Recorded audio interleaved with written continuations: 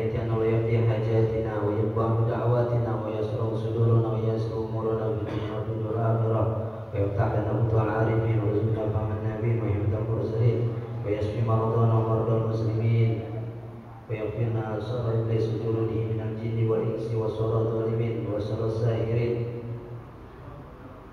يغفر لنا ولوالدينا ويرحمنا كما ربينا صغارا ويرزقنا بالرحمة في الحياة الدنيا وبعد الممات ويرزقنا رزقا حلالا طيبا كثيرا مباركا من غير تعب ولا مشقة ولا ضير ويطول أعمارنا المعصية والعافية والتقوى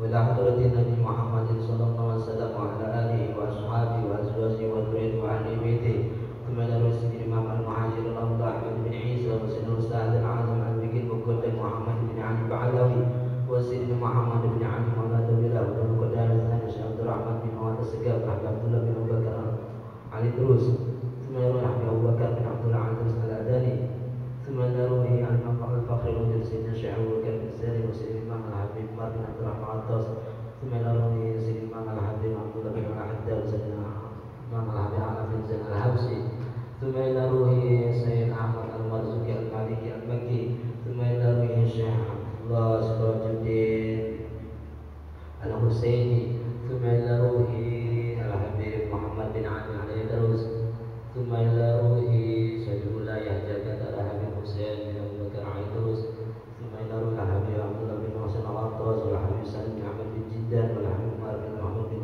العطاس والحبيب حسين بن عمر بن العطاس والحبيب عبد الله بن عمر الشاتري والحبيب حسن بن عبد الله الشاتري والحبيب عبد القادر بن أحمد بن البقي والحبيب عبد الله بن عبد القادر بن البقي ثم نروي الحبيب يوسف بن سالم الجبري والحبيب شاهد بن سالم الجبري ثم نروي الحبيب صالح بن حسين الحمد والحبيب أبو بكر بن السقاف أنه يغفر لهم ويرحمهم ويعلي درجاتهم في الجنة وينفعنا بأسرارهم وأنوارهم وعلومهم ونفعاتهم في الدين والدنيا والآخرة الفاتحة على هذه النعم وعلى كل نية صالحة إلى حضرة الحبيب محمد صلى الله عليه وسلم الفاتحة أعوذ بالله من الشيطان الرجيم بسم الله الرحمن الرحيم الحمد لله رب العالمين الرحمن الرحيم مالك يوم الدين إياك نعبد وإياك نستعين اهدنا الصراط المستقيم صراط الذين أنعمت عليهم غير المغضوب عليهم ولا الضالين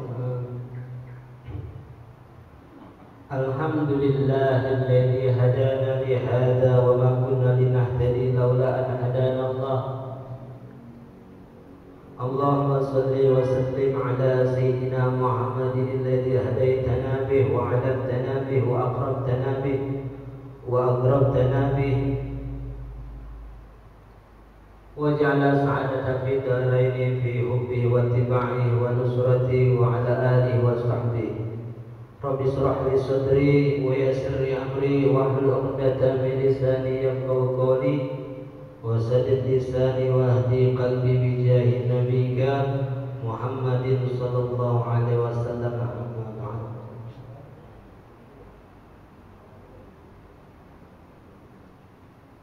أين الأستاذ؟ اجلس هنا.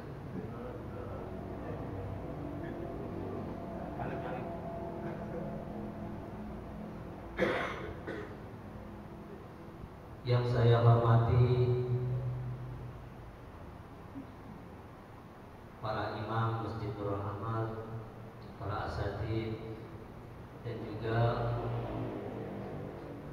pengurus Masjidul Amal dan orang-orang tua kami semua di sini yang insyaallah Allah senantiasa memberikan pertolongannya kepada kita semua,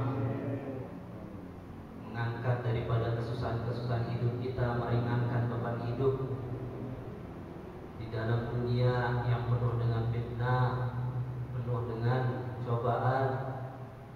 Dan semoga Allah Subhanahu wa taala mencurahkan daripada limpahan rahmat dan keberkahannya masuk menghujani daripada hati kita yang mungkin sudah gersang karena kesibukan duniawi, kecintaan kepada dunia yang mungkin telah menggoda hati kita, dan noda-noda dosa pun yang telah menghiasi hati kita. Semoga dibersihkan oleh Allah Subhanahu wa taala pada pagi hari yang penuh dengan keberkahan. keberkahan ini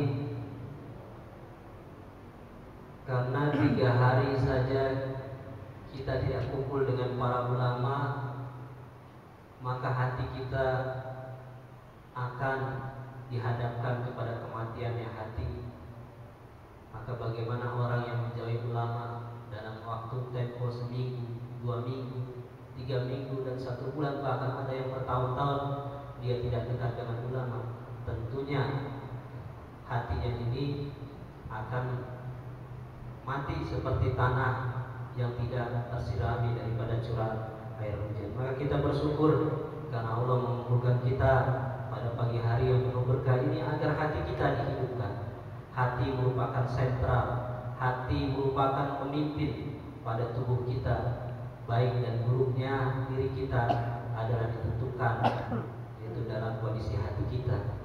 Kalau penyakit jasad akan habis selesai ketika kematian datang, tapi penyakit hati akan terus kita bawa menghadap Allah Subhanahu wa taala. Yauma la yanfa'u malun wala banun illa man atallaha biqalbin salim. Pada hari tidak lagi bermanfaat lagi harta dan anak kecuali orang yang datang menghadap Allah dengan membawa hati yang salim, hati yang bersih dari segala penyakit hati.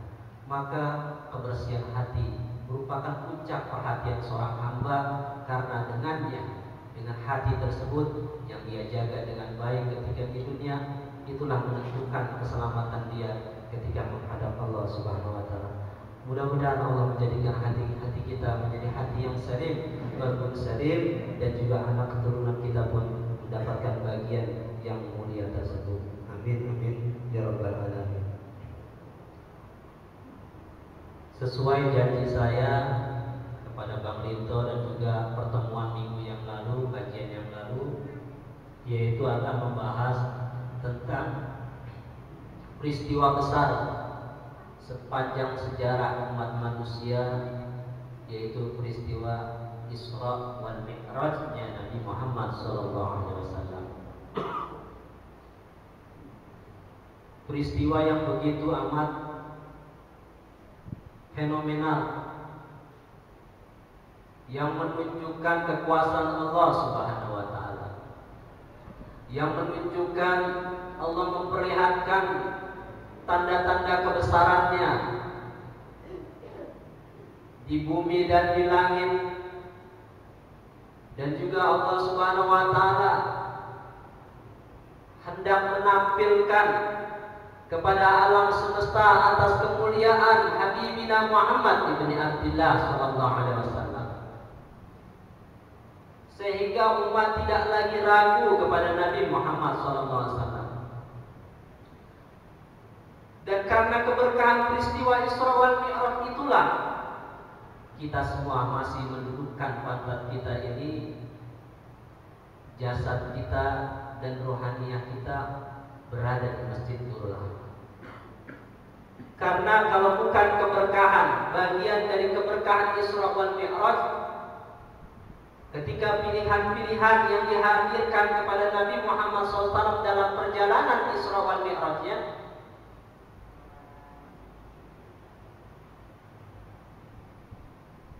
maka umat Nabi Muhammad SAW setelah wafatnya Nabi Muhammad tinggal dipilih, dia masuk Yahudi atau Nasrani semua. Tapi karena Nabi SAW tidak salah memilih apa yang dipilihkan, ada pilihan khamr, susu dan air, itu menentukan daripada nasib umat Nabi Muhammad SAW. Tapi Nabi memilih suatu pilihan yang terbaik sehingga kita semua ini selamat dari Yahudi dan Nasrani. Jadi kita bersyukur atas peristiwa demi peristiwa yang dialami oleh Nabi Muhammad SAW. Tidak ada satu hati pun di muka bumi ini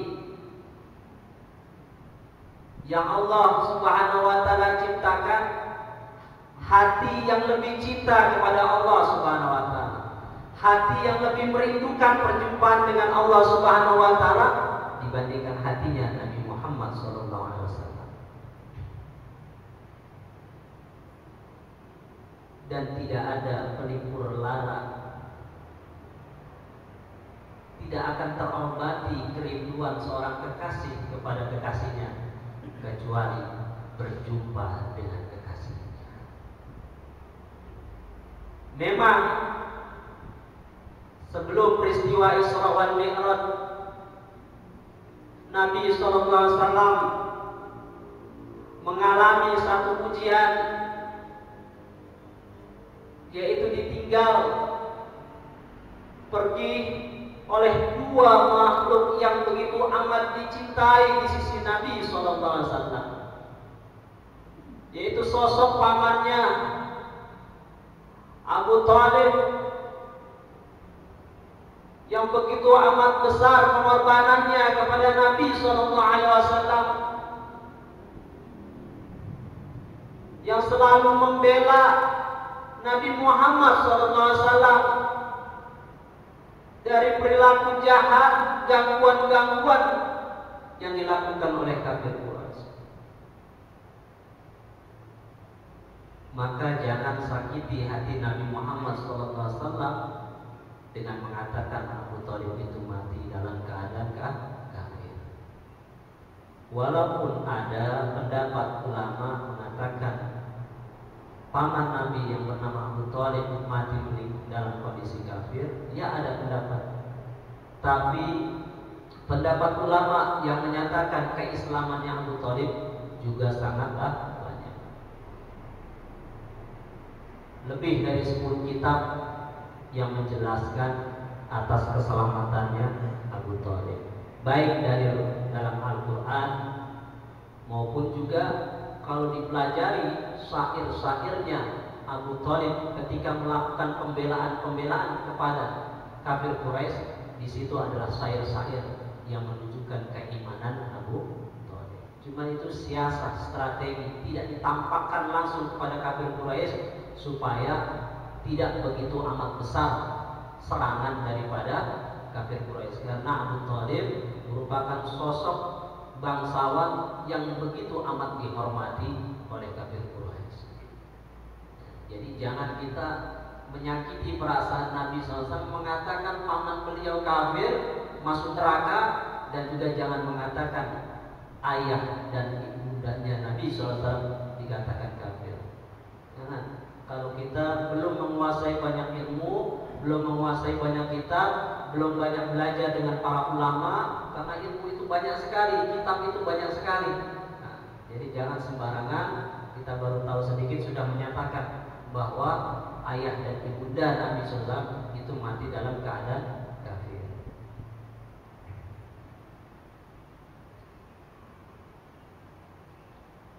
Maka pada saat itu Nabi SAW begitu amat sedih kehilangan pamannya, dan juga disusul oleh istri tercintanya Sayyidatuna Khadijah radhiyallahu taala anha, istri yang begitu amat luar biasa, telah membelanjakan seluruh hartanya di dalam dakwah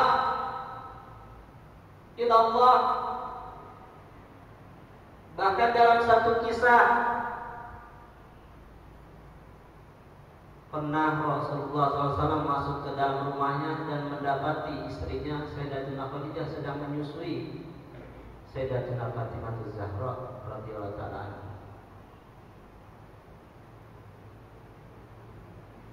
Akhirnya karena dilihat kedatangan suaminya yaitu Rasulullah SAW,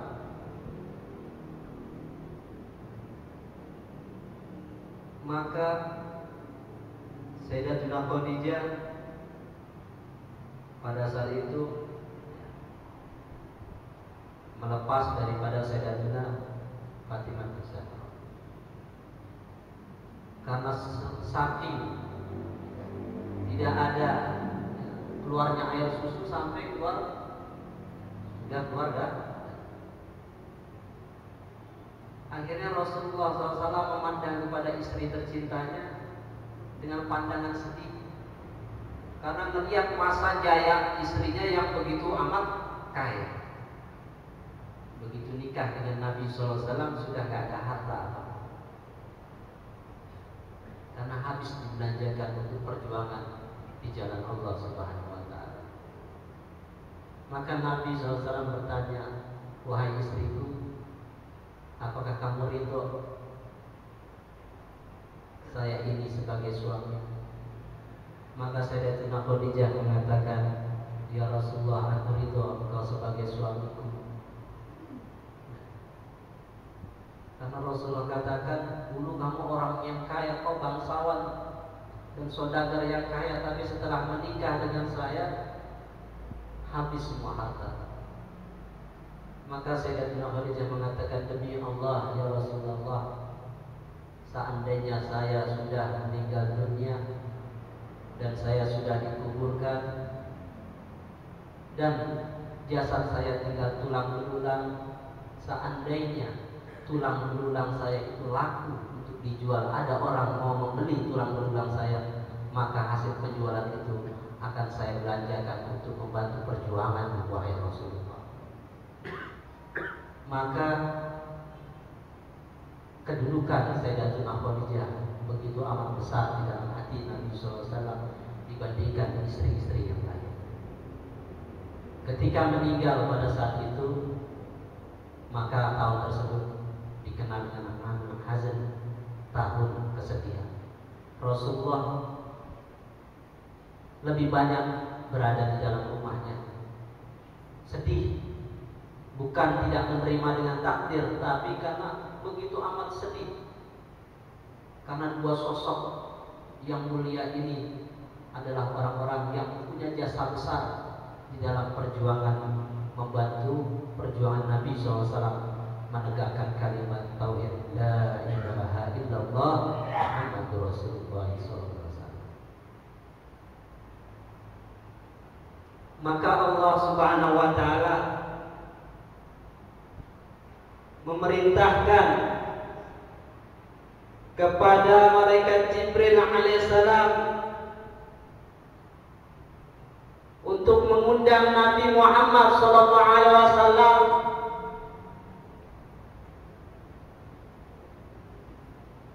dan Allah Subhanahu wa Ta'ala memerintahkan kepada malaikat Jibril alaihissalam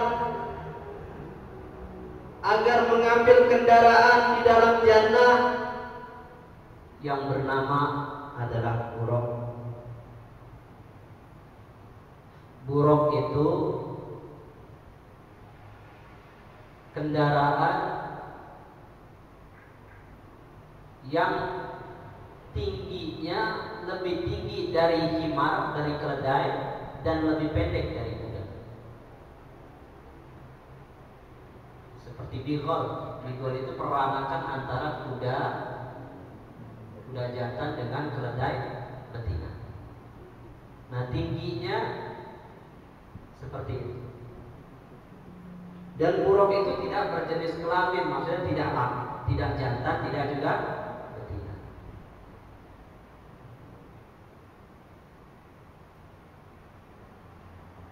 Dan jangan seperti yang di lukisan-lukisannya, buraq kepala perempuan.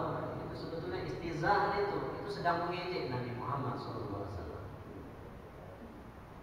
Kalau ada dapat gambar begitu, jangan dipajang di rumah, karena itu bukan gambar buraq yang sebenarnya. Karena dia adalah dabbatul barzakhi, yaitu kendaraan hewan yang barzakhi, maksudnya ya belum wujud sebetulnya. Ketika diperintahkan oleh Allah Subhanahu wa Ta'ala, jadi yang barzakhi ini maksudnya di dunia ini belum ada hewan yang sama seperti buraq. Pemahamannya seperti itu.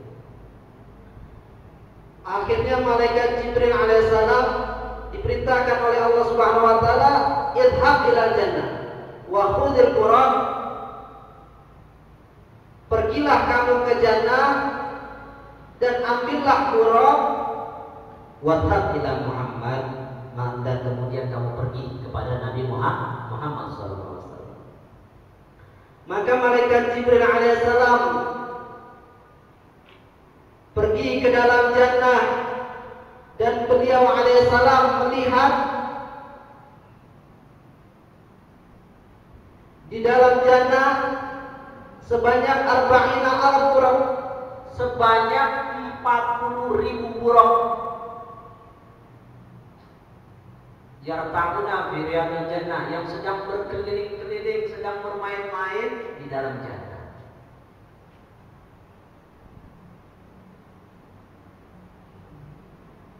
Dan wa'ala jabahatim, dan di setiap jidatnya burung itu bertuliskan ismu Muhammad SAW, bertuliskan nama Nabi Muhammad SAW. Jadi di dalam jannah itu pintu-pintunya selalu bertuliskan la ilaha illallah Muhammadur Rasulullah. Daun-daun, pohon-pohon di dalam jannah, buah-buahan, semuanya bertuliskan nama Nabi Muhammad SAW. Tiang arsy Allah bertuliskan nama Nabi Muhammad. Kalau kita mendapatkan pelajaran dari keterangan tersebut bahwa surga itu semua dihiasi dengan Allah, nama Allah dan nama Nabi Muhammad SAW. Kalau nama yang agung, nama Nabi SAW terhias indah, menghiasi jannah, maka bagi manusia ketika hidup di dunia yang menghiasi hatinya dengan nama Nabi Muhammad, ada terukir indah nama Nabi Muhammad dalam hatinya, menghiasi mulutnya dengan nama Nabi Muhammad, sering banyak baca sholawat kepada Nabi SAW, maka dia adalah orang-orang yang pantas karena dirinya sudah terhiasi dengan nama Muhammad, dan dia pantas untuk juga menghiasi daripada jannah. Makanya Nabi menjamin, siapa yang banyak bersolawat kepadaku, maka dia akan masuk ke dalam jannah dan paling dekat dengan. Jadi bersolawat itu adalah satu tiket yang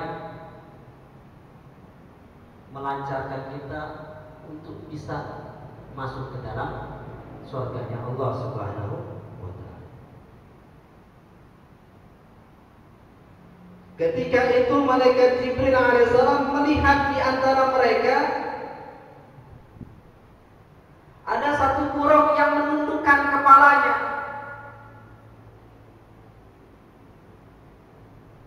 Ia pergi menundukkan kepalanya dan dia menangis.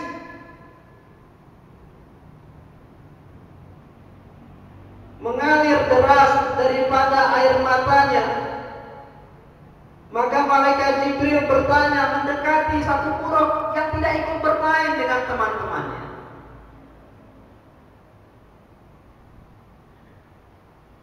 Malaka ya burung? Ada apa? Apa yang terjadi bagimu wahai burung? Maka burung itu menjawab, ya Jibril, inni sami'tu mundu arba'in alfa sana isma Muhammad. Wahai Jibril, sesungguhnya aku telah mendengar semenjak 40.000 tahun, aku telah mendengar sebutan nama Muhammad. Maka muncullah di dalam hatiku ketika mendengar sebutan nama Nabi Muhammad, maka muncullah di dalam hatiku yaitu mahabbatan, rasa kecintaan kepada pemilik nama yang namanya adalah Muhammad.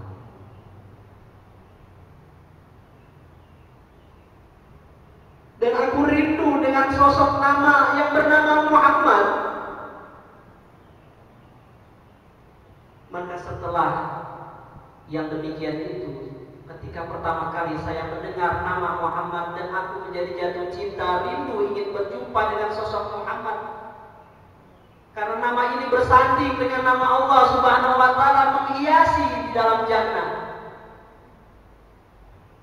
Dan semenjak yang demikian itu, lam ahtaj ila ta'amin wala syarabin, maka saya tidak butuh lagi yang namanya makan dan minum di dalam jannah.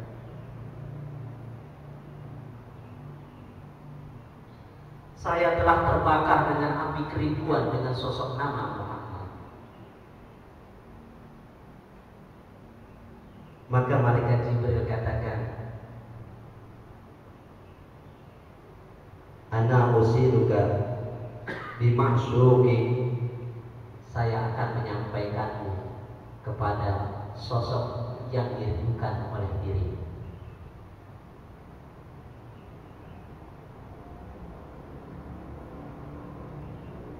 Maka berbahagialah bagi para perindu Nabi Sallallahu Alaihi Wasallam bahwa kelak Allah akan menyampaikannya, dapat berjumpa dengan Nabi Muhammad Sallallahu Alaihi Wasallam pada yaumul kiamat. Bahkan di dunia akan ditampakkan. Sebetulnya kita bisa bertemu dengan Nabi Sallallahu Alaihi Wasallam. Tingkatan paling rendah itu mimpi bertemu Nabi Sallallahu Alaihi Wasallam. Sudah ada yang mimpi sini? Hah? Gimana kita tahu? Hah? Gimana kita tahu kalau itu? Ya, di dalam mimpi itu pasti ada pemberitahuan. Kalau dalam mimpi itu ada sosok Rasulullah. Karena siapa yang melihat Nabi SAW di dalam tidurnya, fasayarani fil yaqظah, maka dia kelak akan melihatku secara alam terjaga, baik di dunia maupun di akhir. Cuman harus melewati banyak makom, tahapan-tahapan untuk bisa bertemu langsung melihat Rasulullah dengan alam terjaga, melek begini, melihat ruhnya Rasulullah, itu perlu perjuangan yang besar. Ada seorang Sayyid Muhammad Amin Al-Qutbi, itu kurang lebih kalau nggak salah guru saya pernah jelaskan, itu kurang lebih 2,5 jam dia bisa melewati puluhan ribu makom sehingga dia bisa langsung bertemu dengan Rasulullah SAW. Kalau di zaman-zaman dulu itu sering ya, dari makam Nabi SAW keluar tangannya Nabi SAW sering. Di zamannya Syekh Ahmad Arifai banyak kejadian. Cuman karena hijab hati kita ini, mudah-mudahan minimal kita bisa mimpi ketemu Nabi Sallallahu Alaihi Wasallam. Karena ada jaminan fasayarani fil yaqظah, maka kelak dia dapat melihat secara dengan mata kepalanya sendiri. Apa pentingnya melihat Nabi Sallallahu Alaihi Wasallam? Karena akan menyesal seorang hamba yang tidak bisa menatap Nabi Sallallahu Alaihi Wasallam. Kalau tidak bisa menatap Nabi SAW adalah satu bentuk penyesalan, salah satu bentuk daripada kerugian yang besar. Maka bagaimana kalau dia tidak sampai berkumpul dengan Nabi Muhammad SAW? Dalam sabdanya, wailun liman la yarani yaumal qiyamah.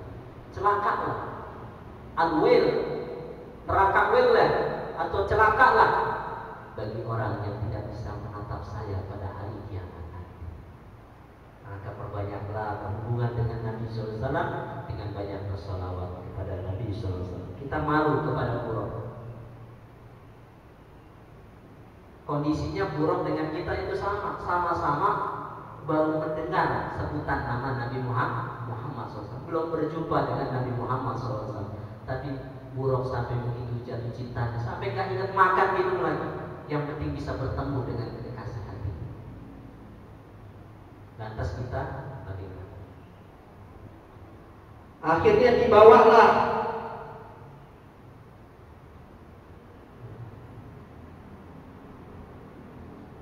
oleh malaikat Jibril alaihissalam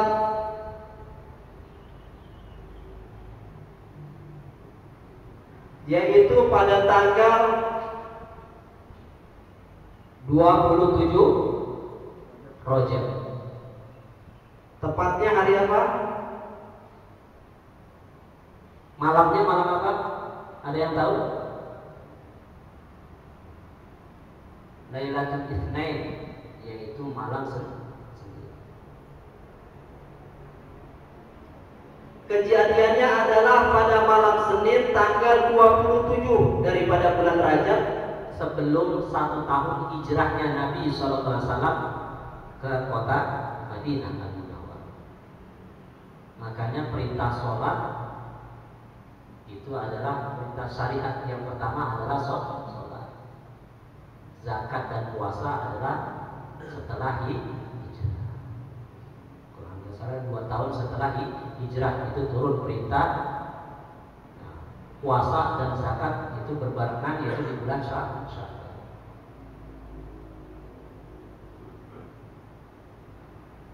Berapa lamakah? Kalau di dalam ayat disebutkan A'udzu billahi minasy syaithanir rajim. Bismillahirrahmanirrahim. Subhanalladzi asra bi'abdihi lailan minal masjidil haram ilal masjidil aqsa.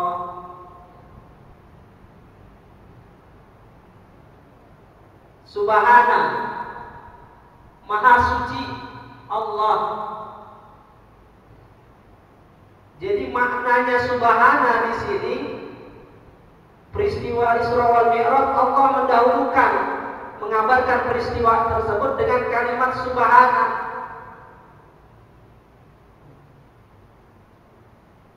Dalam rangka maknanya untuk memberitahu kepada hamba-hambanya Allah Subhanahu wa taala itu suci dari sifat lemah. Karena Allah Maha berkuasa. Kalau makhluk lemah, langit dunia saja belum mereka bisa tembus. Biar orang astronomi, mereka tidak bisa tembus ke langit pertama, baru langit dunia semua. Ya. Bulan, bintang, matahari, planet-planet itu masih di langit pertama, langit dunia. Karena menjadi misbah sebagai lentera yang menghiasi. Kalau Imam Ghazali bilang, langit itu seperti atap dan matahari, bulan dan bintang-bintang bagaikan lampu penerang dalam rumah. Itu menunjukkan ketidakmampuannya makhluk. Sehebat apapun makhluk tidak akan bisa kalau dengan kemampuan sendiri. Maka Allah memberitahukan dengan peristiwa Isra wal Mi'raj bahwa Allah itu tidak memiliki sifat yang lemah, tapi Allah kudrah, punya sifat maha berkuasa. Dan maknanya subhana juga maknanya adalah makna ta'ajub, yaitu makna satu hal yang menimbulkan rasa takjub atas peristiwa Isra wal Mi'raj. Buat hamba-hamba Allah itu supaya takjub. Ketika dia baca firman ini, dia merasa takjub.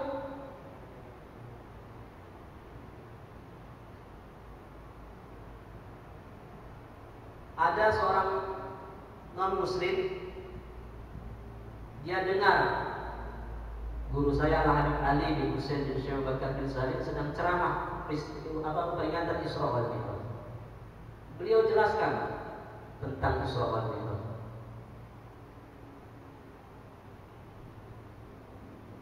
Sudah panjang lebar beliau jelaskan. Setelah selesai buat ceramah, beliau sudah mau pulang ke rumah, tiba-tiba dihadang oleh seorang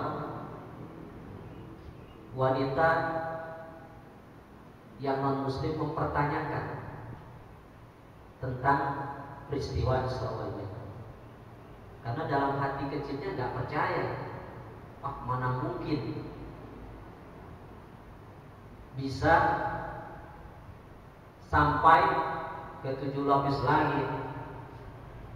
Yang jadi masalah nggak usah jauh-jauh, minal masjidil haram ilal masjidil aqsa itu secara akal sehat sudah nggak mungkin. Perjalanan dari Masjidil Haram ke Masjidil Aqsa itu pulang pergi butuh waktu 2 bulan. Tapi ini asra bi'abdihi lailan minal masjidil haram ilal masjidil aqsa. Segala puji bagi Allah yang telah memperjalankan hambanya di malam hari dari Masjidil Haram kepada Masjidil Aqsa. Perjalanan tersebut harusnya 2 bulan dan ditambah lagi Mi'raj. lewatin 7 lapis langit. Untuk Mi'raj itu ada 10 tahapan yang Rasulullah lalui. 7 tahapan tingkatan, yaitu 7 lapis langit. Yang ke-8 adalah Sidratul Muntaha. Baru yang ke-9 adalah Mustawa. Dari Mustawa ini tempat Rasulullah mendengar guratan pena. Pena ini bukan seperti pena yang kita punya, yang dijual di warung-warung, di toko-toko, yang terbuat dari kayu ataupun dari plastik atau dari besi. Bukan pena pulpen yang kita pakai, tapi mereka adalah daripada arwahnya para malaikat yang diberikan tugas oleh Allah Subhanahu wa taala untuk menulis daripada ketetapan-ketetapan yang Allah tetapkan untuk makhluk-makhluk. Baru berjumpa dengan Allah di satu tempat yang dikhususkan oleh Nabi untuk Nabi SAW untuk bisa berbincang-bincang dengan Allah Subhanahu wa taala. Jadi bukan berarti Allah punya rumah di langit. Maka Nabi SAW sabdakan, antara saya dengan Nabi Yunus dengan Nabi Musa alaihissalam itu sama saja dalam segi berbincang-bincang dengan Allah Subhanahu wa taala. Cuman Nabi Musa di Bukit Tursina, Nabi Yunus di dalam perut ikan paus. Kalau saya di satu tempat di langit. Bukan berarti Allah ada di dalam perut ikan. Bukan berarti Allah ada di Bukit Tursina. Bukan berarti Allah ada di langit. Ini akidah penting. Sayyidina Ali katakan Allah ada sebelum adanya tempat. Ketika Allah ciptakan tempat, Allah ada sebagaimana sebelum adanya tempat. Jadi nggak boleh kita mengatakan Allah itu ada di satu tempat. Ya. Tidak boleh, karena jatuhnya nanti murtad. Karena laisa kamitslihi syai'un. Allah tidak sama dengan makhluknya, nggak boleh disamakan. Kalau makhluk ya ada tempat, ada rumah. Binatang ada kandangnya. Tapi kalau Allah Subhanahu wa taala tidak bisa disamakan. Jadi Allah ada, cukup keberadaan Allah kita imani dengan bukti penampakan daripada ciptaan-ciptaannya yang ada di alam semesta.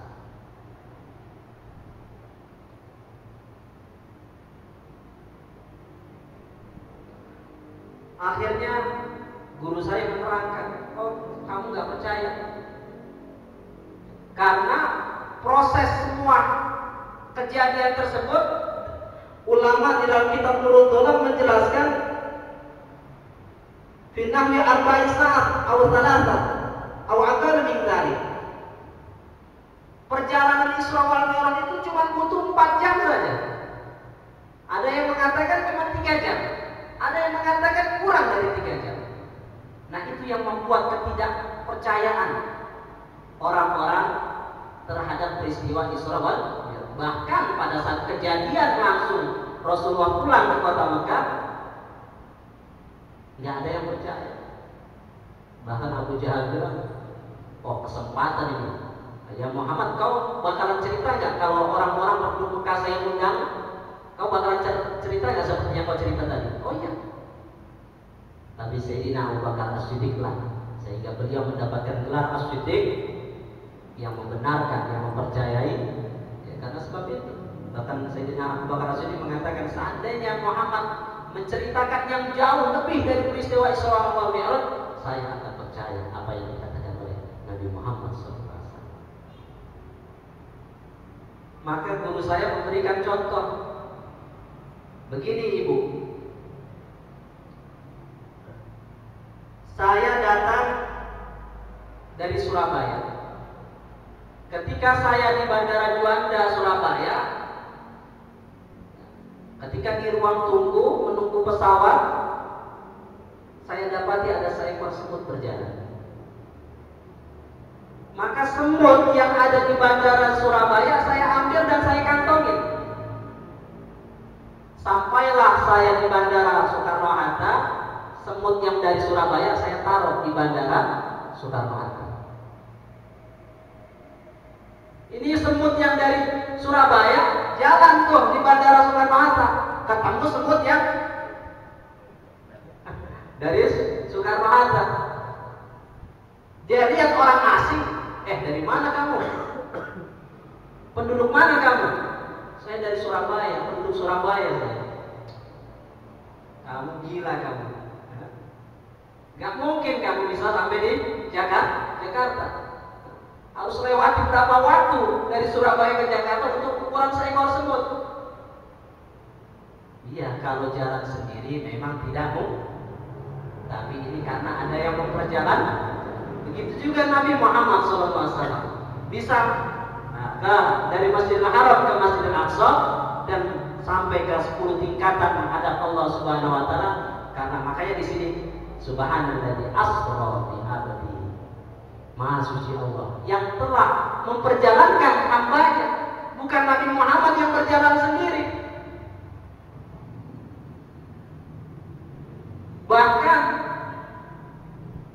tingkatan-tingkatan itu marwah, tangga-tangga dari Masjidil Aqsa itu yang langsung menuju ke langit itu banyak tingkatannya. Satu marwah, satu tingkatan itu kalau ditempuh dengan kuda yang tangguh itu sampai butuh waktu 500 tahun perjalanan baru sampai itu satu tangga. Nggak bisa mungkin untuk dijaga.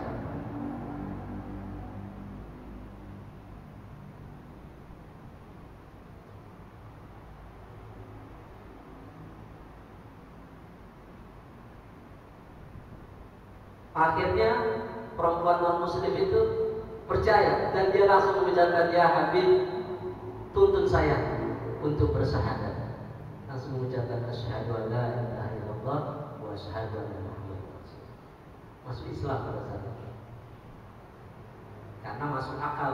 Maksudnya keterangan Al-Quran adalah benar. Karena Rasulullah tidak berbohong dan Allah menegaskan bahwa Nabi Muhammad itu diperjalankan. Dan kenapa yang disebut tidak subhanalladzi asra binabihi atau bi rasulihi?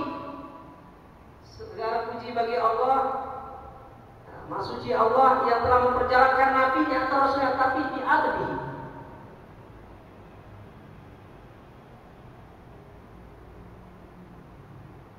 Di sini menunjukkan bahwa kedudukan status yang namanya hamba adalah jabatan yang paling tinggi di sisi Allah Subhanahu wa taala.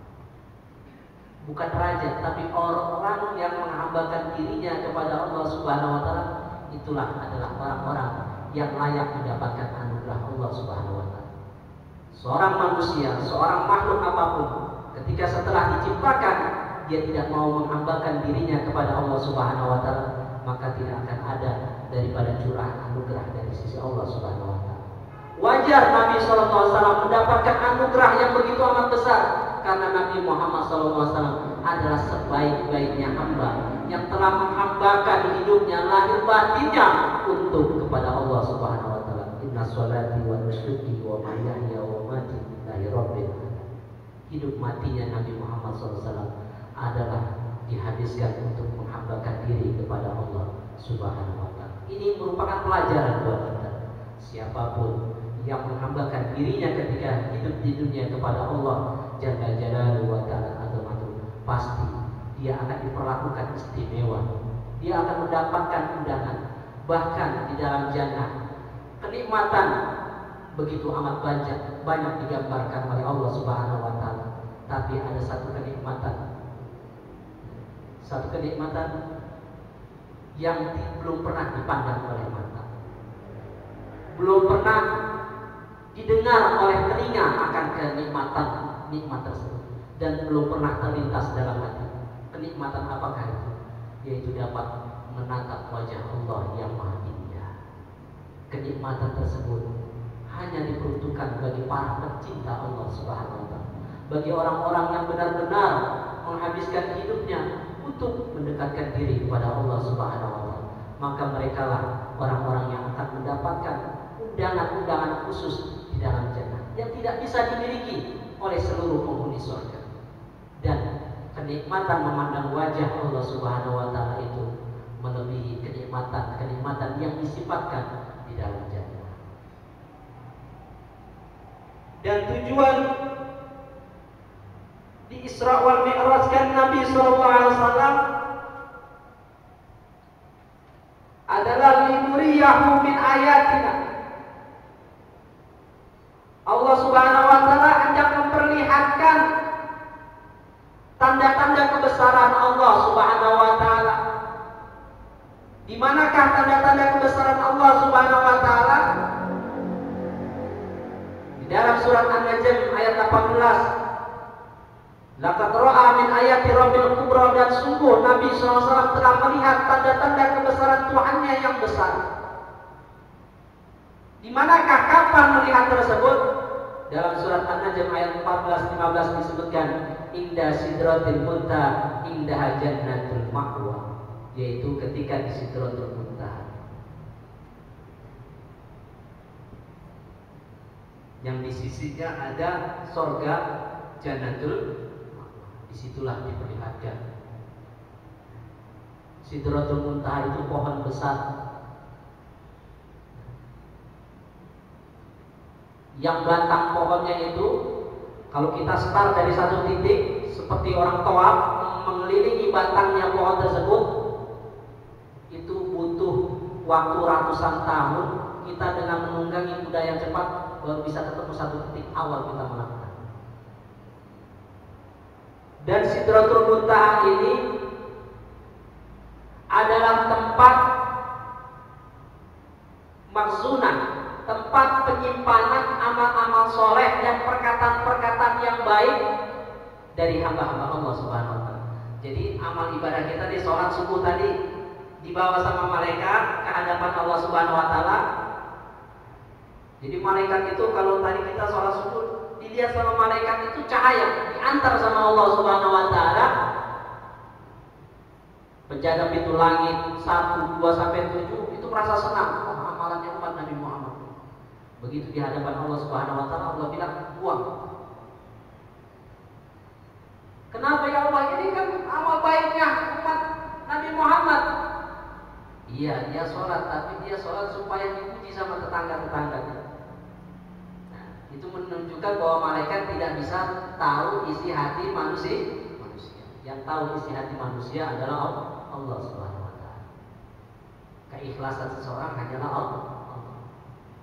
Nah, kalau amal itu diterima, amal itu suci dari cacat-cacat, maka itu disimpan. Penyimpanannya adalah di Sidratul Muntaha. Dan seluruh para malaikat, jadi ada di antara langit ketujuh itu ada bahrul haya, ada lautan kehidupan. Setiap hari itu malaikat Jibril alaihissalam berenang di dalamnya.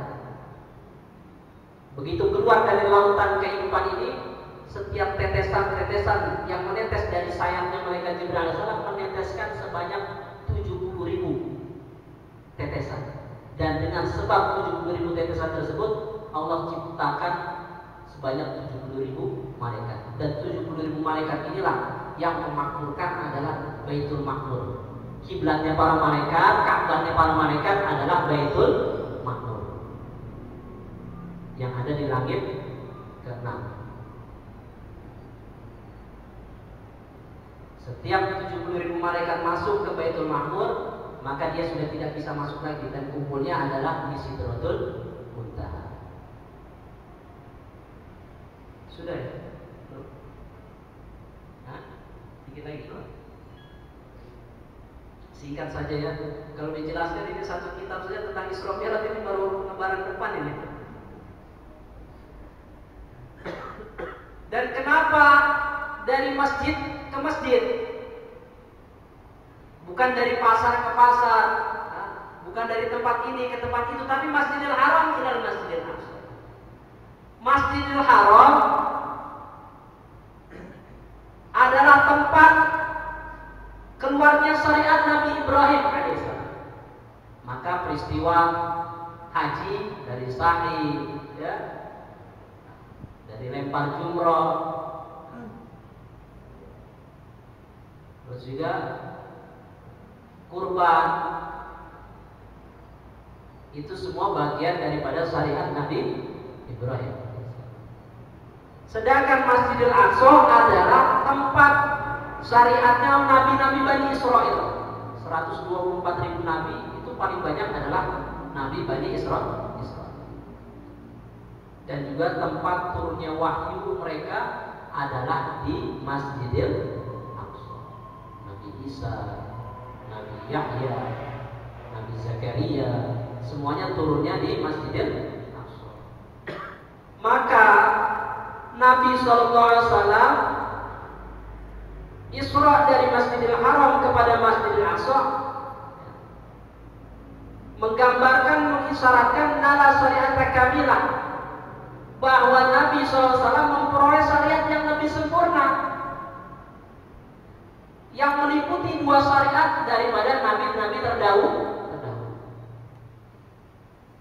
bahkan lebih bertambah kemuliaan dan kesempurnaan. Dan kenapa disebut Masjidil Aqsa? Al-Aqsa artinya Al-Abad, yaitu yang paling jauh. Karena memang posisinya kalau dari Masjidil Haram ke arah Syam, ke arah Syria, itu memang paling jauhnya tempat, yang jarang sampai oleh kebanyakan orang karena saking jauhnya. Maka disebut Masjidil Aqsa. Ada yang mengatakan, ulama mengatakan, yang dimaksud Al-Aqsa di sini artinya yaitu al-ba'idu 'anil kufri wa dhalal, bahwa Masjid Al-Aqsa adalah masjid yang jauh dari kekufuran dan kesesatan.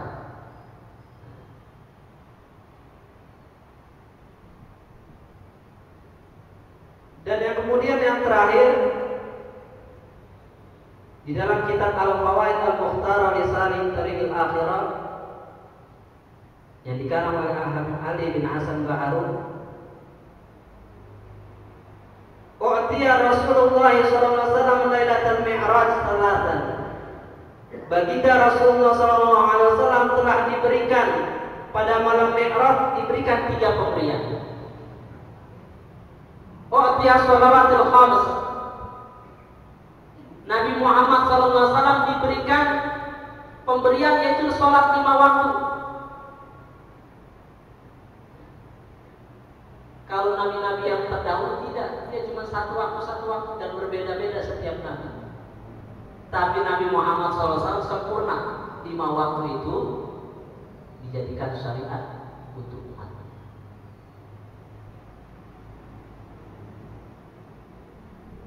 Dan hikmahnya, kan dalam kisah itu disebutkan Nabi Muhammad 10 kali kan turun naik bertemu dengan Nabi Musa alaihissalam. Ya Muhammad, umatmu gak akan mampu, minta lagi keringanan.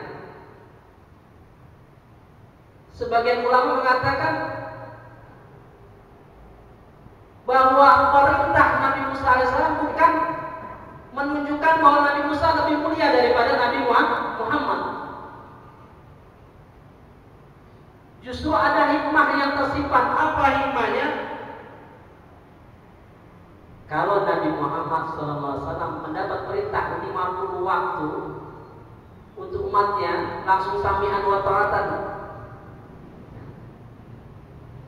maka Nabi Muhammad akan bertemu menatap wajah Allah Subhanahu wa Ta'ala hanya 1 kali. Tapi Nabi Muhammad 10 kali, berarti 10 kali menatap wajah Allah yang Maha Indah. Itu hikmahnya. Sampai disebutkan sebetulnya Nabi Muhammad tidak mau pulang ke alam dunia.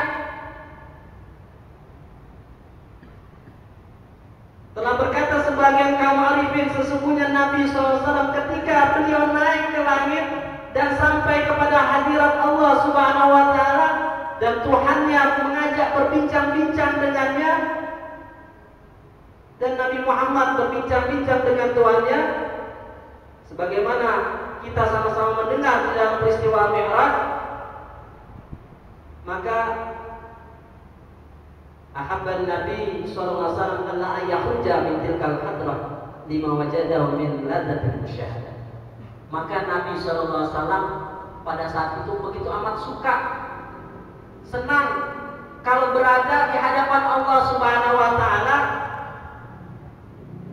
karena begitu mendapati kenikmatannya menatap wajah Allah Subhanahu wa taala. Maka Nabi Muhammad baru mau pulang ke dunia ketika Allah Subhanahu wa taala katakan, al-halatul lati syahidtaha al-an aj'alu laka bis shalah. Kondisi hati, kenikmatan yang kau rasakan menatap wajah pada saat ini, aku akan transfer, aku akan jadikan kenikmatan tersebut kamu rasakan ketika kamu berada di dalam sholat. Makanya Nabi Muhammad SAW kalau masuk waktu sholat, maka Nabi SAW akan berkata kepada sahabat Bilal, alihna biha ya Bilal, gembirakan, senangkan hati kami dengan panggilan azan wahai Bilal. Dan telah dijadikan kesenanganku di dunia, kata Nabi, adalah terletak di dalam sholat. Karena ketika Nabi SAW sholat, maka sama rasa yang Rasulullah rasakan menatap wajah Allah dirasakan sama dengan yang dirasakan Nabi Muhammad SAW ketika di dalam sholat. Adapun sholat ini bagaimana? Banyak orang melalaikan sholatnya, dan ini saya akan jelaskan hadis yang panjang. Mudah-mudahan jadi ingatan kita. Ya Muhammad, la yataqabbalullah min tariki sholati shaumahu wala shadaqata wala hajja wala amala wala zakata. Wahai Habibi Muhammad, malaikat Jibril pernah datang kepada Nabi Muhammad SAW. Wahai kekasihku Muhammad, Allah tidak akan menerima ibadah puasanya, sedekahnya, hajinya, dan amal-amal solehnya serta zakatnya orang yang meninggalkan sholat. Wa tariku sholat mal'unun fi Taurati wal Injil wa Zabur wal Furqan. Orang yang meninggalkan sholat dia terlaknat di dalam kitab Taurat, Injil, Zabur, dan Al-Quran. Tariku sholat yang silu alaihi kulla yawmin wa laylatin alfu laknatin wa alfu saqatin. Orang yang meninggalkan sholat setiap harinya turun 1000 laknat dan murka Allah Subhanahu wa ta'ala. Makanya jangan kita kasih sayang yang salah kepada keluarga kita. Anak kita pas subuh-subuh masih tidur, istri kita bangunin, kita tegur, jangan, kasihan anak. Ini kasih sayang yang salah. Justru tidak membangunkan anak, mengundang 1000 laknat Allah, 1000 murka Allah.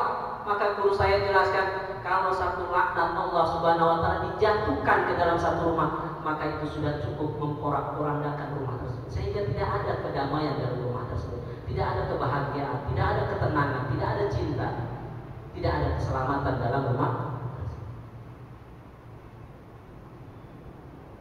Sesungguhnya malaikat senantiasa melaknat orang yang meninggalkan sholat. Malaikat dari 7 lapis langit semua melaknat orang yang meninggalkan sholat. Wahai Muhammad, orang yang meninggalkan sholat dia tidak mendapatkan bagian di dalam bagianmu, dan dia tidak mendapatkan syafaatmu. Wala huwa min ummatik, dan dia tidak termasuk umat.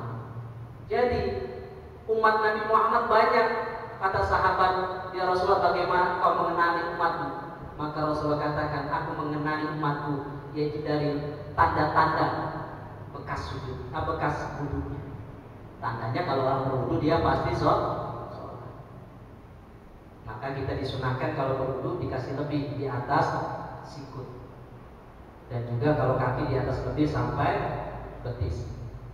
Karena itulah yang akan menjadi tanda pengenal umat Nabi Muhammad SAW.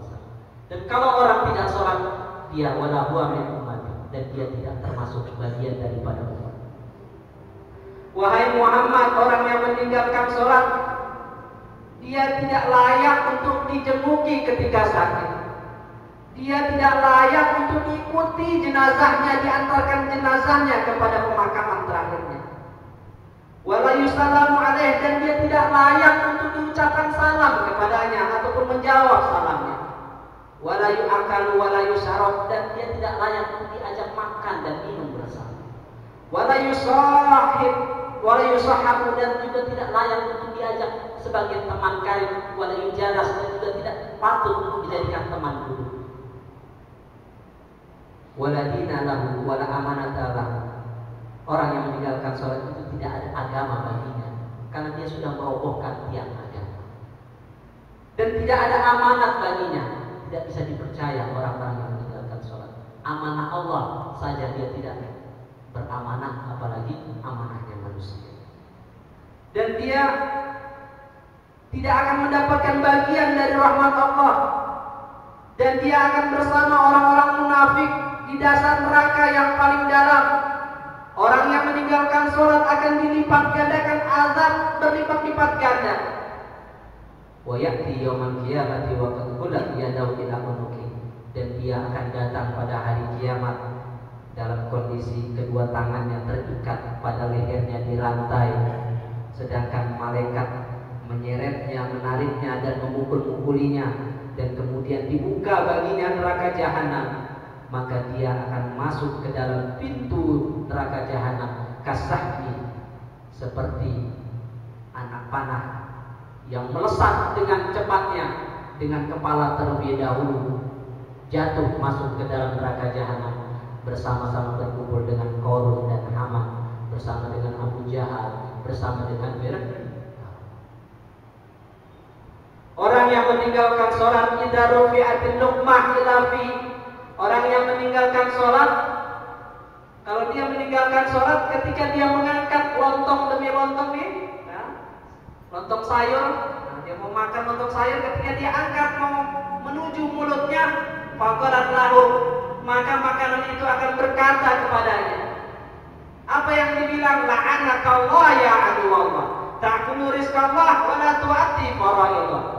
Semoga Allah melaknatmu, wahai musuh Allah, kamu makan rezekinya Allah, sedangkan kamu tidak menunaikan kefarduannya, kefarduan Allah Subhanahu wa taala.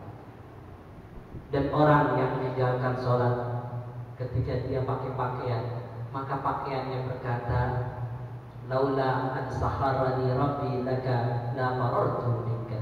Kalau bukan karena Allah menundukkan saya untuk menutupi auratmu, maka saya akan berlari dari diri.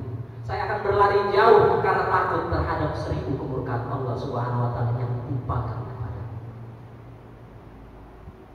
Dan orang yang meninggalkan sholat idza kharaja min baiti, apabila dia keluar dari rumahnya, faqala bait, maka rumahnya akan berkata, dinding-dindingnya akan berkata, halaman-halamannya akan berkata, semua yang ada di rumahnya akan berkata, apa yang dikatakan, la sahibakallah fi safarik wala khalaqaka fi atharik wala adaka ila ahlika saliman.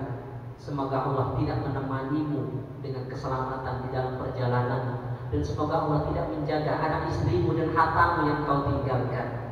Wala adaka ila ahlika saliman, dan semoga Allah tidak mengembalikanmu berkumpul dengan keluargamu dalam keadaan selamat. Qati'us shalah mal'un fi hayati wa ba'da mamati. Orang yang meninggalkan sholat, dia terlaknat di dalam kehidupannya semasa hidupnya maupun setelah matinya. Qati'us shalah yamutu yahudiyan wa yub'atsu nasraniyan. Alhamdulillah. Orang yang meninggalkan sholat, dia akan mati dalam kondisi sebagai orang Yahudi dan akan dibangkitkan dari kuburnya dalam kondisi seorang Nasrani. Kira-kira selamat tidak? Kadang orang lebih marah kalau siang hari orang makan di siang hari Ramadan, marah luar biasa. Pengennya mau mukul baik. Padahal tidak ditemukan satu hadis pun orang yang meninggalkan puasa Ramadan dihukumkan kafir. Tapi orang meninggalkan sholat, ada keterangan hadisnya, man taraka sholatan muta'ammidan faqad kafara. Siapa yang meninggalkan sholat secara sengaja, sungguh dia telah kafir secaranya. Itu menurut mazhabnya Imam Ahmad bin Hanbal.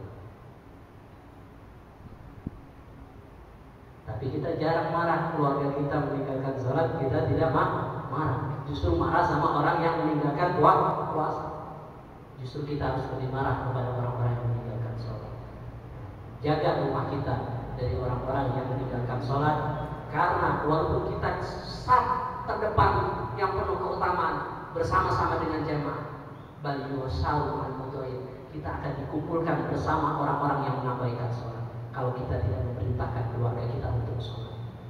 Meskipun kita sholat berjamaah gitu dan di saf yang pertama, tetap kita akan dikumpulkan dengan orang-orang yang meninggalkan sholat. Mudah-mudahan kita semua dijadikan orang-orang yang mendirikan sholat dengan rukun-rukunnya, dengan sempurna adab-adabnya, dan juga sholat-sholat yang diterima di sisi Allah Subhanahu Wa Taala.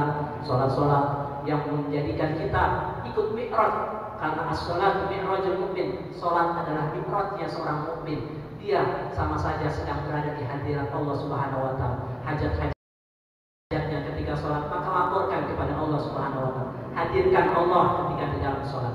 Buang jauh-jauh. Jangan seperti orang sukar, orang yang mabuk, ketika baca apa yang dibaca dalam sholatnya, dia tidak tahu apa yang dibaca.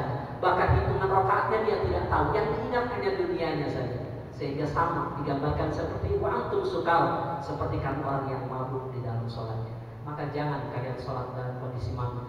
Hadirkan hati kepada Allah Subhanahu Wa Taala. Terus berusaha ketika kita sholat, Bismillahirrahmanirrahim, dengan menyebut nama Allah yang Maha Pengasih lagi Maha Penyayang. Hadirkan bahwa kita punya Tuhan adalah yang mengasih dan penyayang, Ar-Rahman Ar-Rahim dan sebagainya. Itu kita hadirkan bahwa Allah yang paling sayang kepada kita. Dan terus makanya kita harus pelajari arti-arti di dalam sholat, supaya hati kita, mulut bicara, hati juga mengartikan apa yang kita baca, sehingga kita bisa hadir hati kita. Karena sholat bisa diterima, diganjar tergantung hadirnya akal, ma'aqalah, apa yang diakalkan bagi manusia, kehadiran hatinya dia, keusuhan dia kepada Allah Subhanahu Wa Taala. Mudah-mudahan pertemuan ini membawa keberkahan buat kita semua. Ya, mungkin masih satu kajian lagi, mungkin saya bisa mengisi di sini, dan mungkin saya akan kembali ke Sulawesi Tengah untuk berdakwah di sana. Ya, doakan saja, mungkin bisa mukim di Jakarta dan bisa selalu bersama-sama, dan mungkin bisa pindah di kampung sini. Ya, bisa sama-sama di sini untuk berbagi pengetahuan sama-sama. Nah, kalau ngajak ya ke neraka sendiri-sendiri aja. Ya, tapi kalau ngajak ke surga, nah, rame-rame.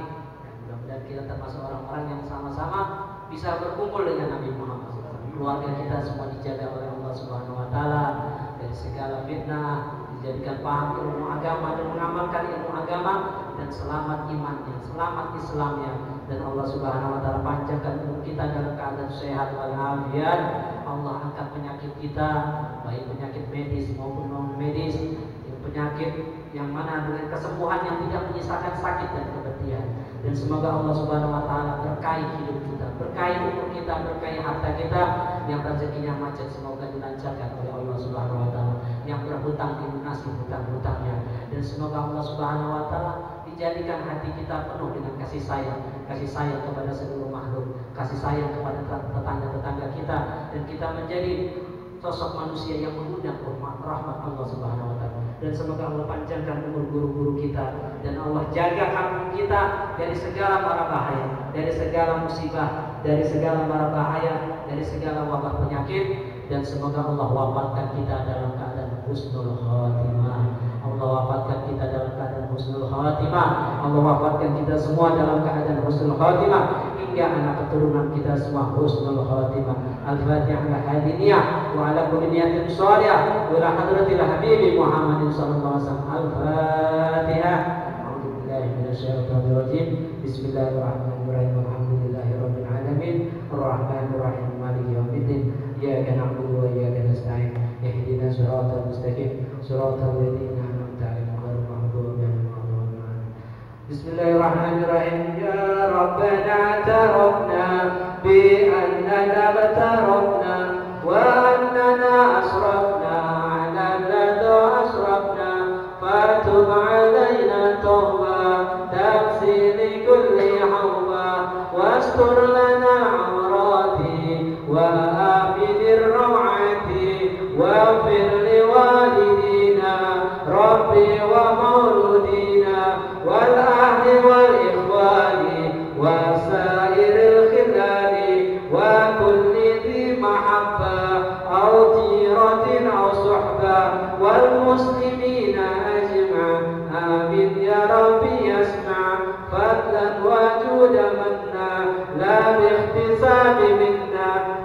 بالمصطفى الرسول نعظى بكل سؤل صلى وسلم ربي عليه عند حبي وآله وصحبه مداد طرس صحبي والحمد لله في البدء والتناهي ربنا تقبل منا إنك أنت السميع العليم وتب علينا إنك أنت التواب الرحيم تقبل منكم منا ومنكم تقبل يا كريم